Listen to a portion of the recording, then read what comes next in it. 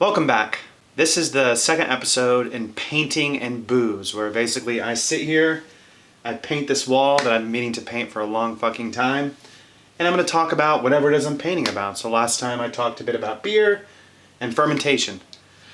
Today I think I'm going to do tequila and distillation, because I just recently talked about tequila for like an hour and a half at this seminar, so it's fresh on the brain, so it should be easy to convey it to you.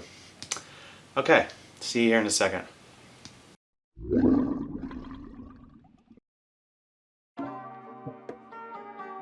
Alright, so let's go ahead and paint this motherfucker. I think that the blue right here would be complemented by brown.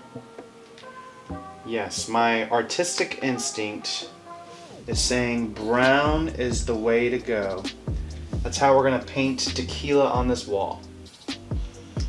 So what is tequila anyhow, right? What's the 101 of it? Tequila is a distilled spirit made from a specific kind of agave called Blue Weber agave, although it has many names. Blue Weber is a pretty common way to explain it though. So tequila, which is highly regulated by several pieces of the Mexican government. You've got the NOM, which basically lays out the laws of it, and the CRT, which does the actual like on the ground regulation.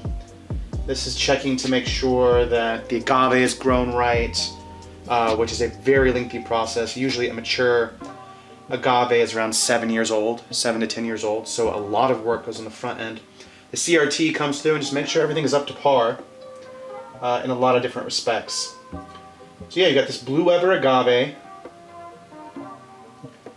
produced mainly in a particular state in Mexico called Jalisco, but there are 5 states you can legally make tequila in Mexico. I cannot pronounce them, but I can pronounce Jalisco. If you want to know the other ones, go to Google and you'll see what I mean. They're not easy words to pronounce, and I'm sure that I would butcher them, so I don't want to, just make an ass out of myself by trying to. So you've got this blue agave-based spirit made in the specific parts of Mexico, highly regulated. A lot of the work is on the front end, right? You're trying to show off the agave itself, so it's less about the barrelage. So you'll notice that most tequila is either unaged, blanco, or silver, or plata. But there are some reposados, añejos, and extra añejos, right? Those are just getting older and older and older. But just think, even the añejo is only from 1 to 3 years old, right? Compare that to a bourbon. If someone said, I've got this great bourbon I want you to try, it's 3 years old, you'd say, like, fuck off, man, right? 3 years, that's baseline. That's like well stuff, right? But tequila, they don't want to cover it up too much with oak, right? They want to show you the agave. They want to show you all the work that went into it, which I really like. That makes it a unique spirit, is that it's all on the front end, really. It's less about the back end. I can definitely spell tequila, I think. No mistakes in this, right? Because they're never going to go away. What am I going to repaint this fucking bookcase? It took a long time. And I needed a lot of help from Lauren. Tequila. So the brand that I'm drinking today is Mi Campo. I like this brand because it's affordable as hell, and it comes in a liter. So this is like what I carry at a lot of the bars that I work as my. It would be unfair to call it a well because it's too good to be a well, but it is my baseline. So I would put it in like most of my cocktails that called for a blanco, or they also have a reposado. So either way, it's a good tequila for the price. I would say that it beats out Espolon, which a lot of you guys probably know Espolon by now because it's a pretty damn big brand. One of the big differences, because they're both made in Jalisco, which is where the vast majority of tequila is made, in the state of Jalisco. One of the big differences is that the distillery that produces Espolon uses really modern methods that are really oriented towards scale.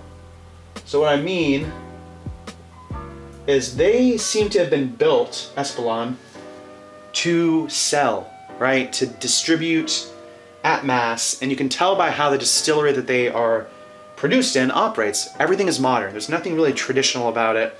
Everything is very new and technology oriented. And they also use column distillation, right? So they do pot distillation and column, which I'm going to describe the differences here in a second when I get to distillation. But just know that Espolon is pretty much less flavorful.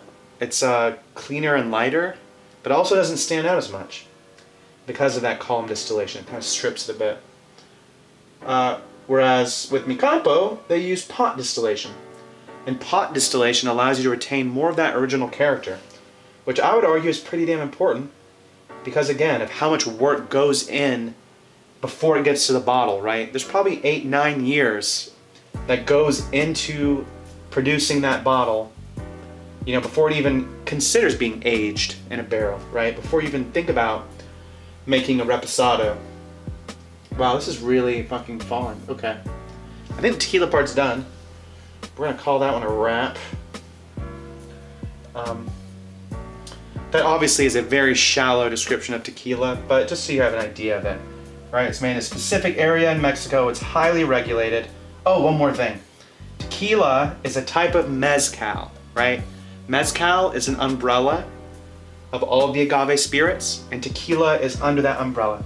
In the same way that whiskey is an umbrella, it has bourbon whiskey, Scotch, rye, Canadian, Japanese.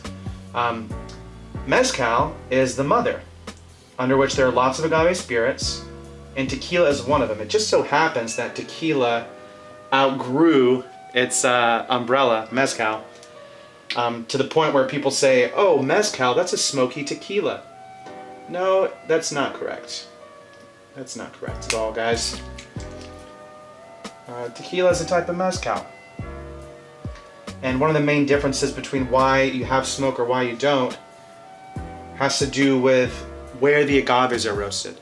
So if the agaves are roasted above ground in these ovens or in these stainless steel autoclaves, they have a chance, the smoke can actually like leave, if there's smoke at all. Mezcal, you dig these pits in the ground and you cover up the agaves. They're being cooked with coals. So the smoke can't really escape as easily. And so that's why, generally speaking, mezcal has a smoky character, right?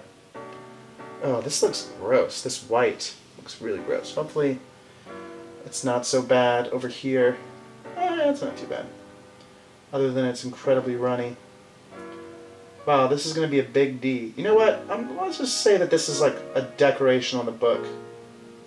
God damn it. I truly did fail Art 101 in college. I did. I think it's because I skipped a lot and I missed the final exam. But maybe it actually was just because I have no talent in this department. So I think that's actually a pretty serious possibility. Let's try it over here. Alright, so now this brings us to distillation. Distillation is where we basically take a beer, so let's keep it on tequila, right? So tequila, imagine you ferment that the sugary nectar from the agave called aguamiel, which there's a process you have to go through before that, but you get to that agave beer stage after fermentation. You would take that agave beer, put it into a specific kind of kettle, and heat it up to a very specific temperature. Alcohol evaporates at a different temperature than water. So once you heat up that agave beer to a very specific temperature, the alcohol, let's say it's 8% alcohol, right? So let's say that the rest of it is 90% water, 2%, whatever the fuck it is, protein, sugar, I don't know. So you would cook off that 8% alcohol. Well, once that alcohol evaporates up and you recondense it and turn it into a liquid again, all of a sudden you're left with something that's much higher than 8% alcohol, right? You pretty much just went through a purification process. you end up with something like, I don't know, 55% alcohol, 60% alcohol, whatever it is. It depends on the still. It depends on the procedure from the distillery. And that's really the basis of distillation, right? It's this purification process. It's like a separation that happens. There's pretty much two kinds of stills, you could argue. I mean, it's not that simple. There's hybrid systems, but basically, for our purposes, there's two kinds of stills. There's pot stills, sometimes called batch distillation. We can only do one batch at a time. And this is way less efficient. It represents the origins of distillation, so it's been around for a long time. Distill. And even though it's way less efficient, it leaves you with more flavors. There's more esters, phenols, congeners left in the final product. So for tequila, where all that time went into getting to the point of distillation, right? At least 7, 8 years, 9 years, you don't really want to cover that up. You don't want to strip it down with the other kind of still, which is called a column still. So most tequila is made with pot stills because they want to keep that original character as much as possible. But let's say vodka. Vodka is made with column stills, which is relatively newer. Distillation.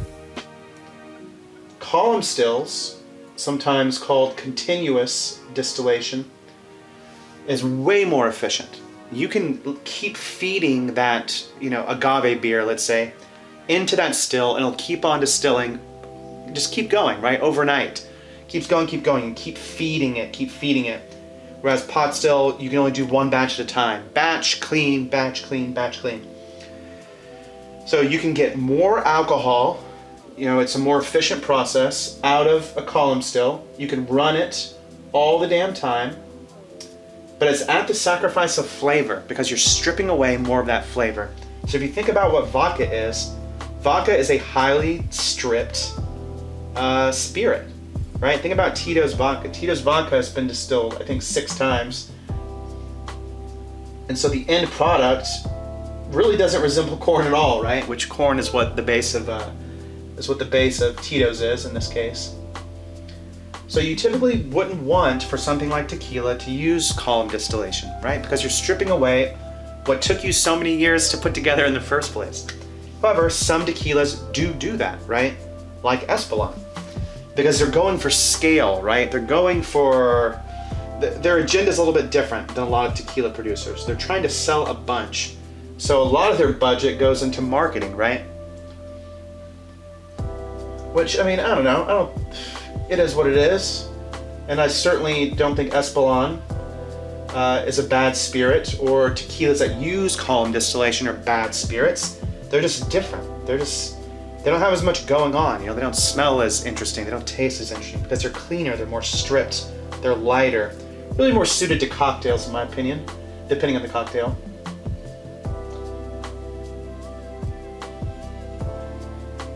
Distillation. That's not terrible, I guess. I spelled it right. So there's that side of it. Oh boy. Art.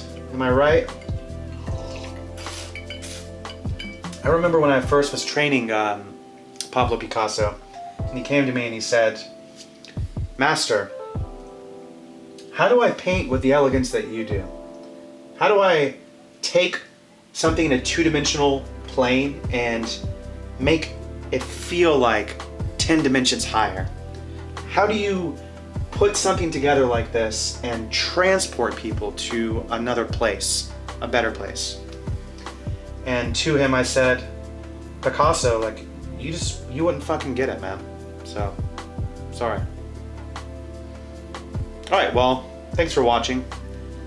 We've got a long way to go. I may break this up with some other episodes, but I'm really trying to knock out this wall, at some point before I die. Which I guess could be any day now, with all this here. Yeah, okay. Thanks for watching. If you enjoyed it, go to patreon.com/theethanolreview and support me in that way. Otherwise, subscribe, share, blah, blah, blah, blah, blah. Take care.